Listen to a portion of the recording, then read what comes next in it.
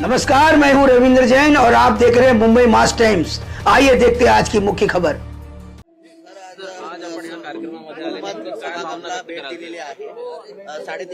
गुरुमत समागम हा शीख समाजाचे 9वे गुरु तेग बहादूरजी यांच्या 350व्या शहादत वर्षाच्या निमित्ताने या ठिकाणी साजरा होतोय।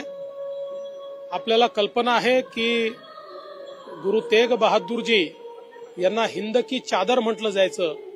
ज्या काळामध्ये औरंगजेबाने अनन्वित अत्याचार करून धर्म परिवर्तनाचा ओघ लावला होता, त्या काळात गुरुजींनी काश्मीर मधल्या पंडित असतील, वेगवेगळ्या ठिकाणचे हिंदू असतील, सर्व पंथीयांना मोठ्या प्रमाणात औरंगजेबापासून वाचवलं आणि शेवटी औरंगजेबाने त्यांना पकडल्यानंतर ज्याप्रमाणे छत्रपती संभाजी महाराजांना अनन्वित यातना दिल्या, पण संभाजी महाराजांनी धर्म बदलला नाही, तसंच गुरु तेग बहादूरजींनी देखील स्पष्टपणे सांगितलं की माझा धर्म जर तुम्ही बदलून दाखवला तर माझी संपूर्ण कौम धर्म बदलेल, पण माझा तुम्ही बदलू शकत नाही।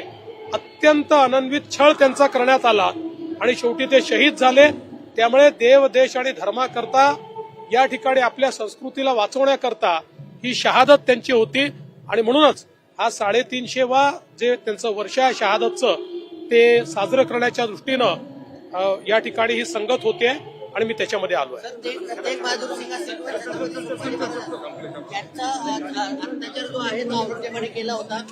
छत्रपती उदयनराजे असं म्हणतात की ती जी औरंगजेबाची खबर आहे ती हटवली गेली पाहिजे, त्याची तोडगी केली पाहिजे। साहेब, आम्हालाही प्रत्येकाला असंच वाटतं, फक्त काही गोष्टी कायद्याने कराव्या लागतात कारण ती संरक्षित आहे।